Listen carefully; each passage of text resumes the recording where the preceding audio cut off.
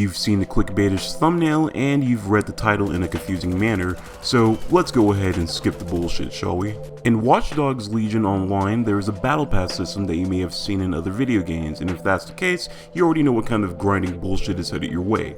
There are 50 tiers altogether in the pass, and for each tier you unlock, you'll be granted different in-game rewards. Currently, the battle pass consists of cryptocurrency caches, a VIP pass for extra experience and money, gold Watch Dogs credits, weird weapon skins, vehicle paint jobs that look cool but no one is probably going to use, a lot of influence that you're going to have to work hard for, unfortunately, bitchin' mask, and nostalgic clothing that brings back good memories. Or some do-gooder white hat tells home how to cockblock us. If you're wondering, yes, this is a humongous step up from what we've dealt with in Watch Dogs 2. Now you don't have to be in a certain rank on the leaderboard in order to unlock 2 pieces of clothing that you'll get at the end of the season, which suck. Rather, like calling JG Wentworth for your stimmy to hit the door, you get it immediately as soon as you unlock the tier. And the best part about this is that all of it is free, no strings attached. As long as you're playing the online aspect and doing dumb shit that makes no sense, you are able to get the rewards free of charge, no purchase necessary. At first you had my curiosity, but now you have my erection. But now we get to the other part of the video that you're probably going to hate because of how relatable it is. The leveling process, or as I generally like to put it, the grinding fest. The rewards are nice and can help you out in more ways than one, but that's where they get you. In order to actually reap in the goodies, you're going to have to put in the time and effort as you would for anything else that currently intrigues you. As I've stated before, there are 50 tiers within the Battle Pass. What I didn't tell you was that in order to unlock said tiers, you have to accumulate at least 300 experience points to unlock it. And yes, that was intentional from the get-go, you're very welcome. Just like in the previous installments, you gain experience points from completing certain objectives. In this case, you gain it from completing different missions, side activities, city events, challenges, and PvP content. Overall, you're going to need about 15,000 experience total in order to complete the Battle Pass in full. It may not seem like a lot at first, but based off of what we're given, it'll take about a week or less to get there. To make this easier, I'll show you my own personal method of leveling up the Battle Pass. Just remember that everyone has their own way of doing it, so if you have a method of your own at this point, then I advise that you stick with it. Usually I start off by checking my challenges to see what's going on for that day, since 9 times out of 10, they're going to correlate with the missions that I currently have. Then I begin with a few solo missions as a warm-up while knocking off a few challenges in the process. During my downtime in between, if I'm lucky, there will be hotspots spread around the different areas of London and I can pick those up along the way. After this, I go straight into public co-op lobbies and deal with the other players who are probably doing the exact same thing as I am. If I'm playing my cards right, I should usually rake in at about maybe 1260 to 2400 experience points with some cash on the side. This is the equivalent of 3 to 7 tiers right off the bat. Confusing? Yes, but let's do some quick math over it. Solo missions grant you 30 experience and 270 cryptocurrency. They're the easiest of the bunch that only take about a couple of minutes to accomplish. Doing 10 of these will give you approximately 300 experience, which is 1 tier. Co-op missions grant you double of what solo missions have to offer. They're a bit longer but should be easy to beat if you have a good team. Doing 10 of these gives you approximately 600 EXP, which is 2 tiers. Both daily and weekly challenges give you 3 objectives that you can complete at your own leisure. The tasks are usually as simple as taking out a number of enemies from a specific group to destroying drones, while some others can be a bit tedious, like finding random civilians and freeing them from the clutches of Albion, or finding specific vehicles and destroying them in a specific manner. Daily challenges can range from each of them being 80 experience each with 3 influence, which is half a tier, or it can switch up and have an objective worth 200 experience with the other 2 being 80 with 3 influence, which would equal full tier and plus extra. It varies from day to day. Weekly challenges, on the other hand, will usually have the same 3 objectives that are worth 300 experience each: killing 30 enemies, destroying 30 drones, and recruiting 2 new operatives. All of this will net you 3 tiers, granted you have the resources to accomplish them. Hotspots act differently. Like the campaign with the collectibles you find there, the same concept applies to online.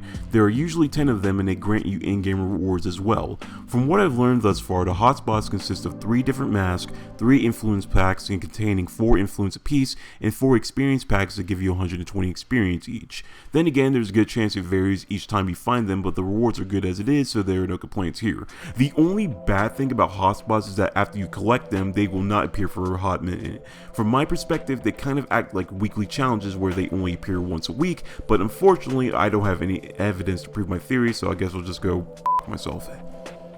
From this alone, you should be raking in at least 1000 XP or more on most days you log in. Just keep in mind that things will change over time and will not always be in your favor. Remember that weekly challenges appear once a week, meaning that you'll have to rely on daily challenges as your source of main income. Doing them every day in combination with preferably co-op missions will get you a few tiers no problem. If you're wondering why I didn't mention PvP, city events, or leader of the pack, that's probably because I would use them as a last resort, just in case like you're almost there but not really, I guess. Don't get me wrong, they're fun to do, but they won't always yield the results that you want, not to mention that they could be a bit time consuming. From my understanding, Spider-Bot Arena gives you around 40 experience for participating in the match with some ETO on the side. The match is about 5 minutes long and you're up against 3 other players.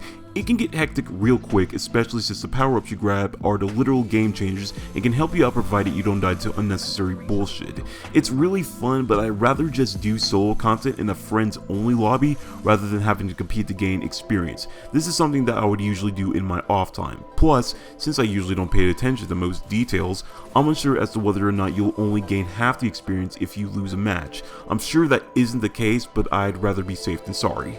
City events, such as the Albion Drone, give you the same amount of XP and cryptocurrency as a regular co-op mission would. Unless you're feeling up to the task by doing it by yourself, which is possible, I'd rather you avoid the pain and just do it with other players to make it go by faster, that is if they are participating. It can get tiresome about the first 5 minutes in, especially with all the bullshit it throws at you if you're not prepared. Leader of the Pack, which is just recently released, is considered more intense than the regular co-op missions. You're paired up with 2 to 3 players in a string of 5 missions that you complete back to back to back. Completing these missions altogether will grant you 600 EXP, a whopping 5400 cryptocurrency, an exclusive weapon, skin, and mask, and allows for you to recruit certain operatives like the professional hitman. However, this is where the frustrating part comes in. Considering the fact that the game requires for you to communicate with your team, which will not always be the case, if you so much as die, or if your whole group wipes simultaneously, or if you so much as screw up a single mechanic, then you'll have to start whatever mission you're on from the beginning, no checkpoints. The missions themselves can prove to be very time consuming, and to be honest, unless you have friends that you can bullshit with during this process, it's not necessarily worth it. Public lobbies are a thing, yes, but unless you're rolling with a group who knows what they're doing, then it'll probably bite you in the ass. Okay, Daddy.